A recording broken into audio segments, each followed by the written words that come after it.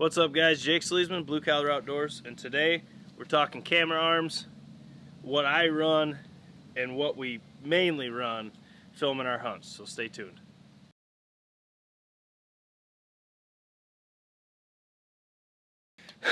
Alright, so this is the setup right here. First thing, this is a 4th arrow fluid head. This is the cheaper option. It's $89.99. I really like it. The only downfall is kind of a huge downfall. It's this connection here. It's been grabby from the start, and now it's it's locked itself onto the bolt, so I literally can't get it off. I've contacted both companies to see what's up, but I might just leave it and then get another fluid head for everything else. But the combination, like I said, it's a 4th arrow fluid head. It's only a pound. Then this is the Lone Wolf Custom Gear pocket arm. The Lone Wolf Custom Gear pocket arm weighs 1.6 pounds. That's with the belt. Now on the back here, if you're gonna get the pocket arm, it has these teeth here. This part right here is not on there. So you have that little teeth. I'll show you how to install it in the tree in a second, but I highly recommend, this is from Genesis 3D Printing. He makes a bracket designed for the Lone Wolf pocket arm. Fits right here in this cutout. This seats up against the tree. You can push it down. Guys, I'm telling you, if you're gonna run this setup, this bracket is absolutely a must-have. Otherwise, especially self-filming, you're trying to get your camera arm in, put it down, it likes to kick on you. This bracket changes that. The total weight here is, well, without camera, is 2.6 pounds, so it's really light. You can put it right in the pocket of your backpack, fully rigged up. The only thing I would add is a remote, plus I'd have my good camera on here. This is the waterproof one, filming with the good one. The only thing I would add on, if I had my good camera, I'd have the remote on this installed, the VariZoom, but that's what I use. It's not cheap. The pocket arm's $250, the fluid head's $89.99. I highly recommend the Lone Wolf. I don't recommend the 4th arrow. I'm gonna try a couple other options. This one's, like I said, it welded itself on. I mean, it is what it is, so it's on there. So this is what I'm gonna run with this season, then figure this out. Hopefully I can get this head off, replace this stud. I just don't want to void my warranty with Lone Wolf. What I noticed on the belt that comes with it, they say it can reach up to 18-inch trees. I had a really hard time getting it to wrap around trees, so what I did, I purchased a Lone Wolf extra strap. So this would just go wrap around the tree, go onto the camera arm, and be fine. And I really underestimated 14 feet. She's longer than hell. So you can really wrap the thing around and you're good. So I think I could climb a sequoia now and be fine and film, so it's kind of nice. But for all you guys that are worried about weight, I know it's 1.6 pounds with the belt it's supplied and the arm. This is going to be much heavier. Well, not much heavier, but heavier, being a bigger belt, bigger buckle, all that. But to me, if I can carry my bow, carry a backpack, drag a deer, I don't care about a little extra. I want to make sure my camera is 100% locked in, because that's a lot of money right there. And if the belt don't fit, you're not filming, so the weight doesn't even matter in the first place. So I got a bigger strap. That way it's just easier. Let's get it installed. We'll go over to this one tree that doesn't have leaves on so we can show it real good. And we'll install it and see what you think. But this is a lights out setup, especially for your mobile hunter, maybe saddle hunting or something like that. It is lighter. It's easy to set up even by yourself, as you'll see in a second. So let's get to it. Let's get to a tree. We'll set her up. Okay, so first thing, you're supposed to set this to the tree without the fluid head or the camera installed. Like I said, the 4th arrow fluid head decided to weld itself to the bolt. They're both the right sizes. I've been using this for a while, and actually took it off the day before, put it on a tripod to film, and then put it back on in the stand. And yeah, so it is what it is. So it's going to be a little bit harder to do it with the head on. It's not recommended to do that. But you take your first strap, bring it right here, and then the second one will go around the tree and set over top. But a little tip from using this, I always bring the arm out, because if you keep this here, you can see how there's a clearance issue. You don't want to do that. I always, whatever side I'm on, I kick that to the opposite of where I'm reaching, so it's just not in the way.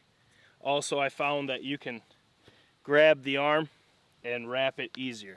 Just a little trick from fine-tuning how I do it. So now we'll just take this, and this little bracket is absolutely key. So we don't have a very good surface here, but what you do is you push it in like that. I just chuck her around, come up, lock that in, and then this is where I'll push this back into here so it locks those in. You're not going to have those slip out. Usually this belt would be a lot closer to the trees we're climbing. Right now it's not even close. So alright, so now that we got it close, it does help to have that set so it's at least close to the diameter of tree you're going to climb. And what I do is I'll push this. You get the bracket somewhat square, push that in. You want your pull around rope here, your strap, you want it above this top. Then you just kind of eye it up, make sure it's square, pull that tight, and what I do is I'll push on the head itself, pull that tight right there. So see how I got it snug? This screw is all the way back to allow this to contact. And then I just push down, square it up, the bracket, pull that tight, and then what you want to do is screw this into the tree, and what that's going to do is it's going to keep you tight. And I usually keep pressure on the bolt, or the strap, sorry, and then screw this down to where your level is level. That's how I do it. I know they do it differently. This is what I found to work extremely well when you're especially self-filming and you're by yourself, or on gnarly trees like this where there's a lot of knots, there's a lot of chaos going on, because you want your level shots. And once again, it doesn't help to have the fluid head and the camera on initially, but I'll tell you what, this bracket, absolutely key. This fluid head's got a bubble on it. This did. Don't put your pocket arm in your ozone bag, because it popped the seal on my bubble, on my lone wolf. So there's that. So don't do that. I did. Not smart. But good news is we got a bubble on this fluid head. And see that? So that's secure to the tree. Now what I would do is take this, wrap that around. Like I said, this thing is, I underestimated how long this thing is, but I'd rather have too long than not enough. So it's not that hard to wrap it around. Plus I was putting my gear hangers in it too, so it works well. But you can see that sucker ain't going nowhere. I mean, that's rock solid. Rock solid. I mean, this camera's not on here very tight, but so you're seeing that move, but and you got a really nice fluid motion. And where you're going to notice, you want to make sure you're square. What I do is I'll have it set. I'll take my camera, I'll pan it and pan it back. And this tells me we're a little canted to the right because it comes unlevel, but it's not much. But you can see if you're in a saddle, you know, you got a lot of options. You can keep it tight to the tree. You could bring it out if you need, or you could come in like this, switch the sides very easily. It's a really nice lightweight pocket arm.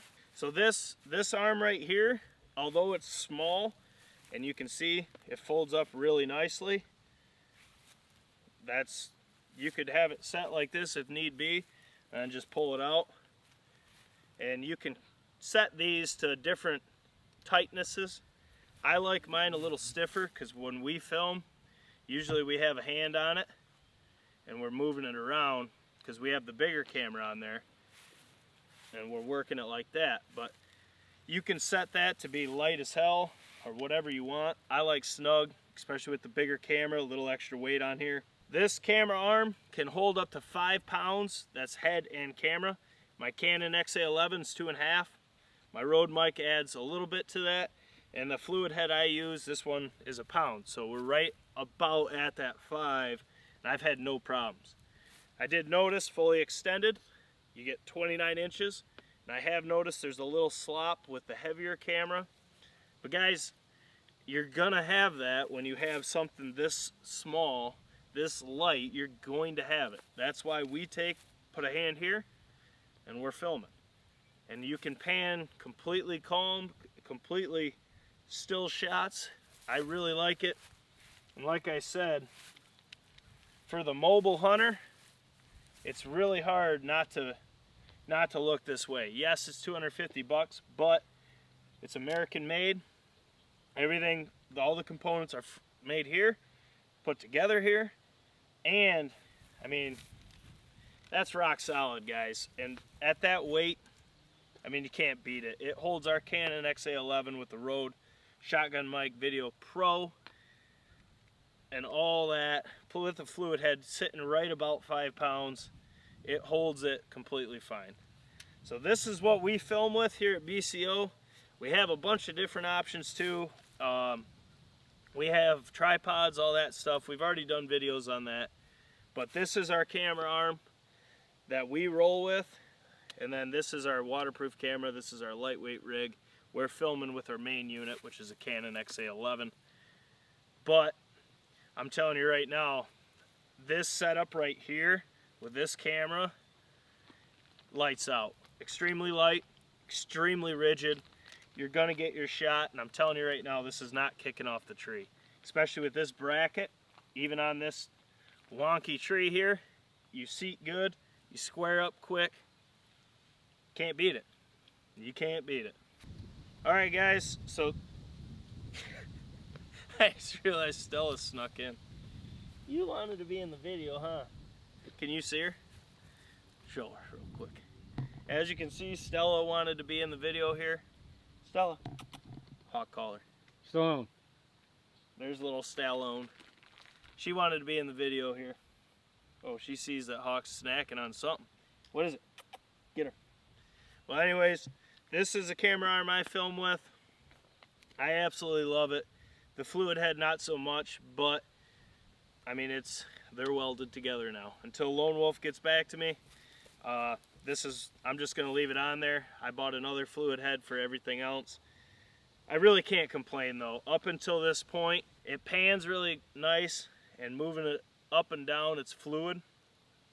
It's just that really sucks having that happen, but it's not bad. I really like it up until that point. We're pushing for 10K subscribers. Odds are, if you're watching this video, you're probably new to the channel. Welcome to Blue Collar Outdoors USA. This is what we do. No BS. We don't care about the brand, don't care about any of that. It's just performance talks, the rest walks.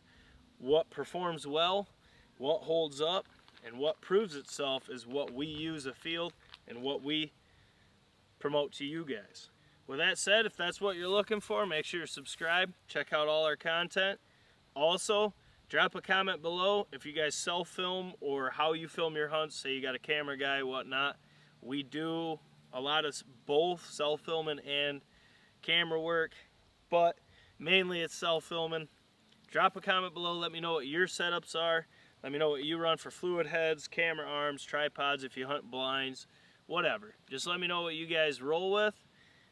We love the conversations, so drop them all below and we'll go from there. But guys, we got a lot more to film today, and my cousin's home from the Air Force. He's been in Japan, Germany, elsewhere for a while now, so I finally get to see him today. So we got to get this done, and I'm going to go spend some family time with him, see what he's been doing on the other side of the world. So I'm pretty excited about that. So guys, this is Jake SLEASMAN, Blue Collar Outdoors. As always, Smash thumbs up button for your boys. Share your videos. Let's get BCO Nation 10K. And we will catch you on the next one. Take her easy.